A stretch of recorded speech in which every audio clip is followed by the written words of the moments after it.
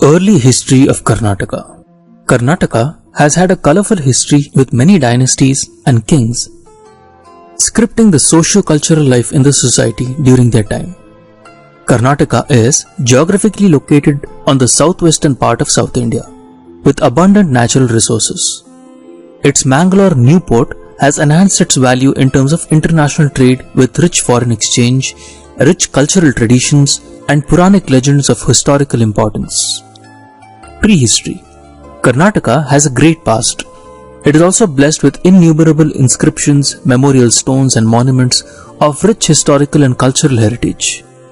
It has many sites of prehistoric periods, and most of them are found scattered on the river valleys of the Krishna, Bhima, Malaprabha, Ghataprabha, Kaveri, Hemavati, Shimsha, Tungabhadra, Manjra, Pennar, Netravati, etc. It is very interesting to note that the prehistoric studies in India started with the discovery of ash mounds at Kubgal and Kudathini in 1836 by Cubold, who was a British officer in Bellary region. Kubgal and Kudathini then formed part of the Madras Presidency.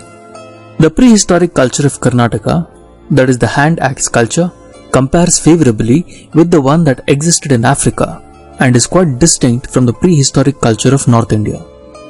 Places like Hunasagi, Gulbal, Kaladevanhalli, Tegginahalli, Budihal, Piklihal, Kibbinahalli, Nittur, etc. are some of the important prehistoric sites of Karnataka. The ragi grain is found commonly in prehistoric sites of Karnataka. The early inhabitants of Karnataka knew the use of iron far earlier than the north, and iron weapons dating back to 1500 BC have also been found at Hallur, which is now in Hirekerur Taluk of Haveri district. Traditionally, it is believed that parts of Karnataka subjected to the rule of the Nandas and the Mauryas. Maurya Chandragupta is believed to have visited Shravanabelagola and spent his last years there. 14 Ashokan rock edicts are found in Karnataka, and they testify to the extent of the Mauryan Empire. It is interesting to note that Emperor Ashoka's name occurs for the first time in his Musky Minor Rock Edict, wherein his familiar epithet Devanam Piya Piyadasi is accompanied with his personal name Ashoka. The language used in these Ashokan inscriptions is Prakrit, and the script used therein is Brahmi. Brahmi has been regarded as the mother of all Indian scripts, including the Devanagari script. The Shatavahanas. The Shatavahanas of Paithan in Maharashtra have ruled over extensive areas in northern Karnataka. This dynasty hailed from Karnataka, as in early times, Dharwad and Bellary districts were called Satavahani Hara. Some of the rulers were called the kings of Kuntala.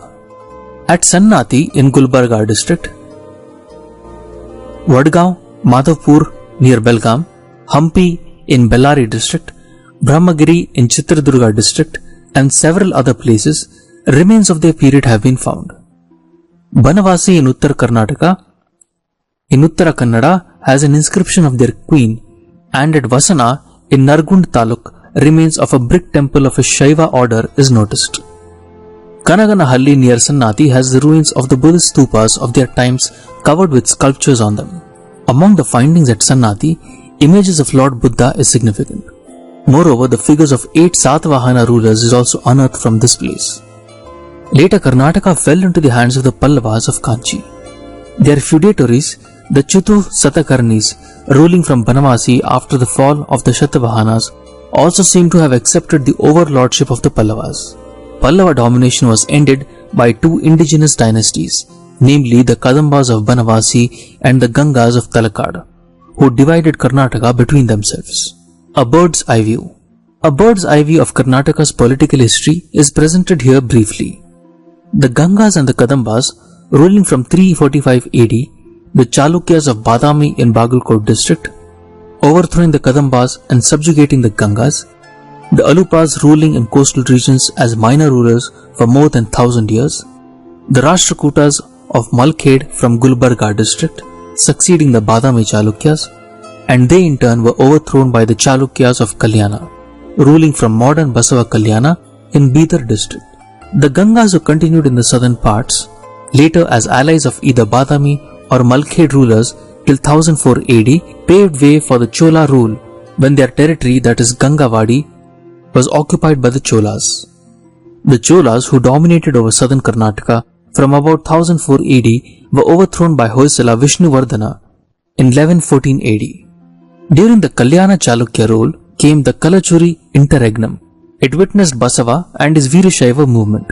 The Kalyana Chalukyas were overshadowed by the feudatories, that is the Sevunas of Devagiri and the Hoysalas of Dwarasamudra. The Vijayanagara Empire of 1336 and the Bahamani Sultanate of 1347 came to rule over Karnataka, and the former had control over the greater part of Karnataka. Of the 5 Shahi Sultanates which succeeded the Bahamanis, the Adil Shahis of Bijapur and the Barit Shahis of Bidar, who held sway over northern parts of Karnataka, and at a later stage the former dynasty overthrew the latter. The city of Vijayanagara was ransacked by the combined Shahi forces of the Deccan in 1565.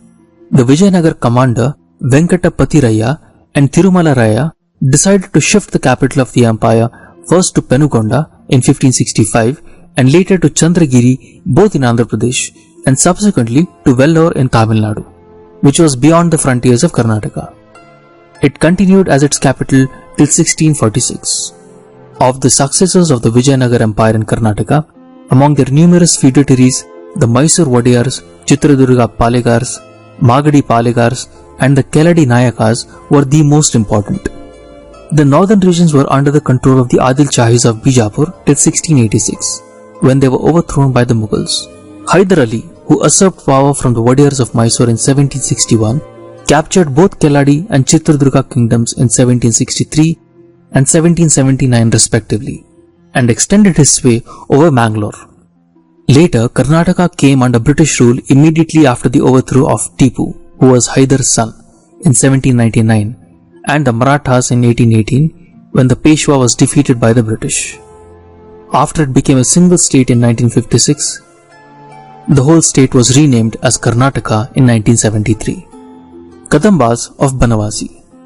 The Kadamba dynasty was founded by Mayuravarma, who was the son of Bandhushena in 345 AD. He was a Brahmin student from the celebrated Talagunda Agrahara in Shikaripur Taluk of Shimoga district. He had gone with his grandfather Veera Sharma to the Ghatika of Kanchi for higher studies.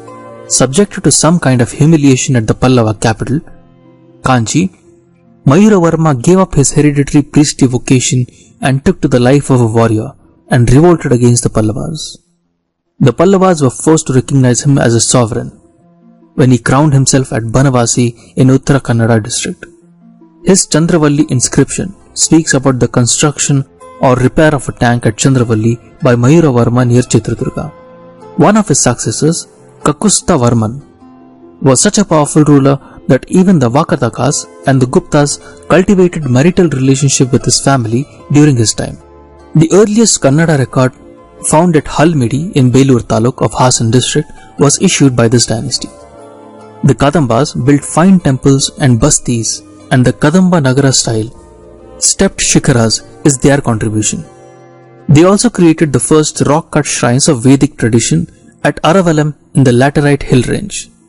They were overthrown perhaps by the Chalukyas of Badami in 540 AD, and at later stages, 2 branches of the Kadamba family ruled during medieval periods as subordinates of the Chalukyas of Kalyana. A branch of the Kadambas was also ruling from Orissa as subordinates of the Gangas of Kalinga in medieval times. Alupas of Tulunad. The Alupas, who ruled over parts of coastal and adjacent regions between 4th and 16th century AD, with Udyavara, Mangalore and Barakur as their capitals, had good cultural contact with the contemporary imperial dynasties of Karnataka, such as the Chalukyas of Badami, Rashtrakutas, Chalukyas of Kalyana, and other subsequent dynasties. Inscriptions of this dynasty found at Kadri, Someshwara, Udyavara, Barakur, Belmannu, and Vadarse, etc. The metal sculpture of Avalokeshwara seen in the Manjunatha temple at Kadri near Mangalore was installed by Alupa Kundavarma in 968 AD and is quite unique in entire South India. The Gangas of Talakkad. The Gangas started their rule in 350 AD from Kolar, and later the capital shifted to Talakad in Mysore district. The elephant was their royal insignia. Many Ganga princes were not only scholars and writers, but also great patrons of scholarship. Later they continued to rule over Gangavadi till the close of 10th century, as subordinates of the Badami Chalukyas and the Rashtrakutas. The Gangas, who withstood the onslaught of the Pallavas and the Cholas, tried to subjugate South Karnataka. Durvinita was one of the great kings of this dynasty. The ancient Punnata kingdom was merged in his kingdom. His great-grandson, Bhuvikarma, was a strong ally of the Chalukyas, and at the Battle of Vilande, which was fought between the Chalukyas and the Pallavas, he helped the former to gain victory over Pallava Parameshwara Varman, and snatching as a war trophy the Pallavas' ruler's necklace called Ugrodaya for himself. A later prince of this family, Sri Purusha, was a strong ally of the Chalukyas. He resisted the Rashtrakutas, who tried to subdue him after the overthrow of the Chalukyas of Badami by them in 1753. Sri Purusha, as a Chalukyan ally, killed Pallava Nandi Varman II at Vilande in 731 and assumed the Pallava ruler's title Permanadi. This great ruler also wrote a Sanskrit work called Gajashastra, which is a treatise on the theme of taming the elephants. He shifted his capital to Manne, that is Manyapura, in Nelamangala Taluk. His son Shivamara II and grandson Rachamalla I continued to resist the Rashtrakuta power.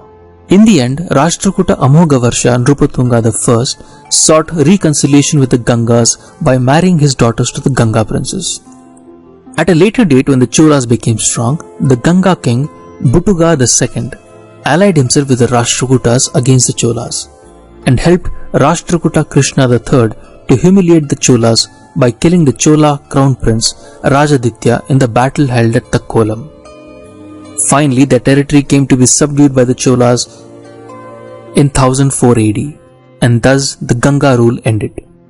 The Cholas, who ruled a major part of Gangavadi, with Talakadu as its provincial headquarters, were ultimately expelled from Gangavadi in 1114 AD by Vishnuvardhana. However, a branch of the Gangas ruled from Orissa from 496 AD and became celebrated in history as the Kalinga Gangas. Ganga hero stones found at Begur, Doddahundi, etc. are worth mentioning. Their fine temples are seen at Kolar, Talakkad, Begur, Nagavara, Gangavara, Nandi, Aritipur and Narsamangala. They also built Jaina bastis at Kambadahalli and Shravanabelagula. The tall Gommata monolith at Aritipur near Kulagare in Maddur Taluk, which is 10 feet long, was erected in 918 AD, and the other at Shravanabelagula, measuring 58 feet in height, is the recreation of their minister Chavandaraya in 982 AD. Excavations held during the preceding decades at Talakad have brought to light rich remnants of the Ganga period.